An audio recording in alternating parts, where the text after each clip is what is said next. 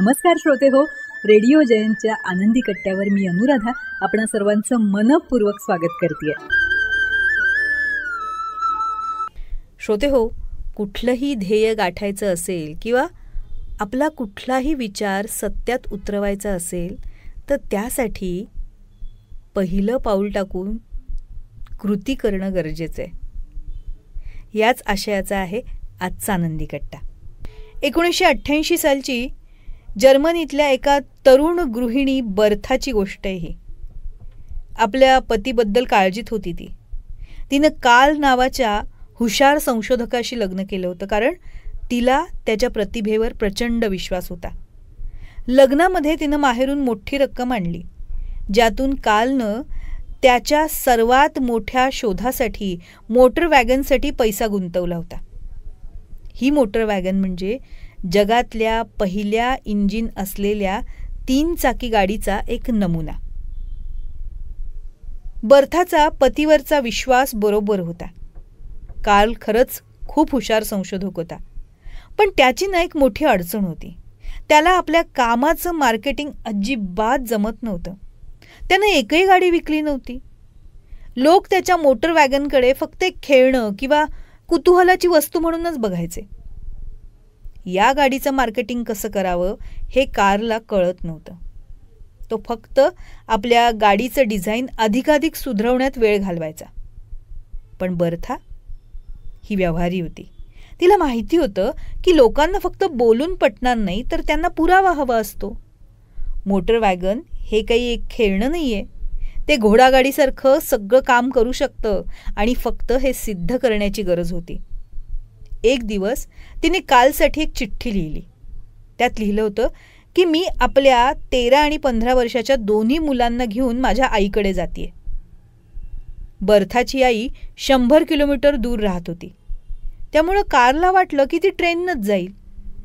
पण जेव्हा त्यानं गॅरेजचा दरवाजा उघडला तेव्हा त्याच्या काळजात धस्स झालं. त्याची मोटर वॅगन गायब होती. त्याचा विश्वासच बसेना. बर्था गाडी घेऊन तर गेली नाही ना? तो स्वतःशीच पुटपुटला. त्या गाडीत फक्त 10 मैल म्हणजे 16 किलोमीटर चालेल एवढंच इंधन होतं आणि वाटेत इंधन भरण्यासाठी कोणतीही जागा नव्हती. पक्के रस्ते नव्हतेच. फक्त खडबडीत आणि खाचखळग्यांच्या पायवाटा होत्या आणि त्या रस्त्यावर त्याच्या मोटर वॅगनचे तुकडे झाले असते. पण बर्थानं प्रवासात येणाऱ्या अडचणींचा कोणताच विचार केला नव्हता. तिने ठरवलं होतं की जशा जशा समस्या समोर येतील ना तशा तशा त्या आपण सोडवत जायच्या. पहिली समस्या लगेचच समोर आली. गाडीतलं पेट्रोल संपलं. बर्थाला माहिती होतं की लिग्रोइन नावाचं पेट्रोल आधारित द्रावक अनेक औषधांच्या दुकानात मिळतं. तिने एका छोट्या गावात औषधाचं दुकान शोधलं आणि तिथे 1-1 लिटरच्या 10 बाटल्या विकत घेतल्या. आणि अशा प्रकारे तिने नकळत जगातल्या पहिल्या पेट्रोल पंपची कल्पना प्रत्यक्षात आणली. थोड्या वेळानं 2 तारा एकमेकांना चिकटल्या आणि गाडीची इलेक्ट्रिकल सिस्टम बंद पडली. बर्थानं त्या तारांना वेगळं करण्यासाठी गार्टर म्हणजे एक कपडा वापरला आणि तारांना एकमेकांपासून दूर ठेवलं. आणि अशा प्रकारे तिनं इन्शुलेशनचा प्राथमिक स्वरूपाचा शोध लावला होता. पुढे गेल्यावर कार्बोरेटरमध्ये कचरा अडकला आणि गाडी बंद पडली. फुंकर मारूनही तो कचरा निघेना. तेव्हा बर्थानं आपल्या हॅटला लावलेली लांब हॅटपिन काढली आणि कार्बोरेटर साफ केला. आणि अशा प्रकारे तिने एका अर्थानं रोडसाईड असिस्टन्सची सुरुवात केली होती. प्रवासात गाडीचे लाकडी ब्रेक ब्लॉक घासून गुळगुळीत झाले. ब्रेक लागेनासे झाले. मग तिने एका गावातल्या चांभाराला शोधून काढलं आणि त्या लाकडी ब्लॉक्सच्या आकाराचे 2 चांबड्याचे तळवे बनवायला सांगितले. आणि अशा प्रकारे तिने आजच्या ब्रेक पॅडची कल्पना जन्माला घातली. अखेरीस एक उंच डोंगर आला, जो गाडीचं लहान इंजिन चढू शकत नव्हता. गाडीत फक्त 2च गिअर होते, कारण ती फक्त सपाट जमिनीवर चालवण्यासाठी बनवली होती ना. मग बर्थानं आणि तिच्या दोन्ही मुलांनी गाडीला धक्का मारत डोंगर चढवला. तेव्हा तिला कळलं की डोंगर चढण्यासाठी गाडीला कमी ताकदीचा म्हणजे लोअर गिअर असणं गरजेचं आहे. अखेरीस अनेक अडचणींवर मात करत ती तिच्या आईच्या घरी पोहोचली. तिने लगेच आपल्या पतीला तार करून आपण सुरक्षित पोचल्याचं कळवलं. दुसऱ्या दिवशी त्याच गाडीनं 100 किलोमीटरचा परतीचा प्रवास करून ती घरी आली. तिने 2 दिवसात 200 किलोमीटरचा प्रवास करून हे सिद्ध केलं होतं की तिच्या पतीची मोटर वॅगन घोडागाडीपेक्षा कमी नाही. तिच्या या धाडसी प्रवासाची बातमी सगळ्या जर्मनीत वाऱ्यासारखी पसरली.